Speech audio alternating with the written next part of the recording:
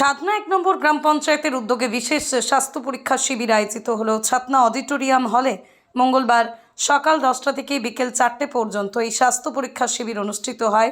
ছাতনা super speciality হসপিটালের ডাক্তারবাবুরা আজ এই স্বাস্থ্য পরীক্ষা শিবিরে উপস্থিত ছিলেন। আজ এই স্বাস্থ্য পরীক্ষা শিবিরে 120 জন সাধারণ মানুষ নিজের স্বাস্থ্যের পাশাপাশি চক্ষু পরীক্ষা করান। এই স্বাস্থ্য পরীক্ষা শিবিরের পরিষেবা পেয়ে খুশি স্থানীয় সাধারণ মানুষ। আমরা এখানে বার্ষিক মেলা উপলক্ষে একটি চক্ষু পরীক্ষা শিবির আয়োজন করেছি ছাতনা গ্রাম পঞ্চায়েত থেকে।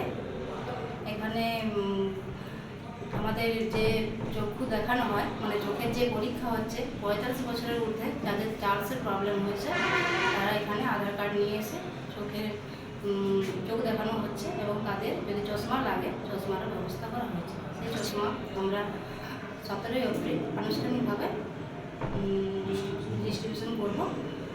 কতজন পার্টিসিপেট করেছে এখন পর্যন্ত? 100 জনের পার্টিসিপেট হয়ে গেছে, আরও এখনো চলছে। কি নাম আপনার? প্রধান আছেন। আজকে ছাতনা বিপিএসসি এবং ছাতনা 1 নম্বর গ্রাম পঞ্চায়েতের যৌথ উদ্যোগ ছাতনার সাধারণ মানুষের সুবিধার্থে আমরা একটি স্বাস্থ্য শিবির ক্যাম্প আয়োজন করেছি। এই ক্যাম্পে মূলত চক্ষু পরীক্ষা, সেগুলো বিশেষ করে চলছে। আগামী দিন আমরা আরও কর্মসূচি নেব বাকি স্বাস্থ্য পরীক্ষাগুলো। আজকে বিশেষত চক্ষু পরীক্ষা চলছে এবং অনেকেই আমরা আজকে 100+ এখনও পর্যন্ত পরীক্ষা করা হয়েছে।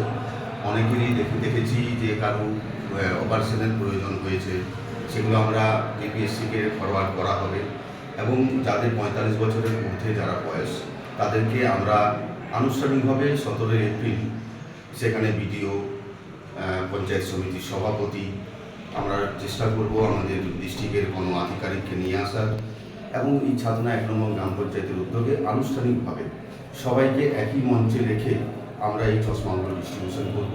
এরকম একটা পরিকল্পনা নিতে চলেছি এবং সেখানে আমরা যাতে এক জায়গাতে মিলে মানুষের যাতে অসুবিধা না পড়ে তার জন্য সবাইকে এই ক্যাম্পে আহ্বান জানিয়েছি, সবাইকে আসার জন্য বলেছি।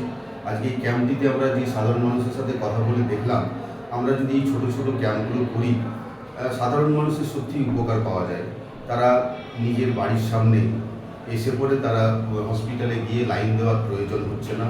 এই ক্যাম্পে এসে তারা সত্যি উপকার পেয়েছে। আমরা চেষ্টা করব আগামী দিনে আরও এরকম ভালো ভালো ক্যাম্প করার। কি নাম?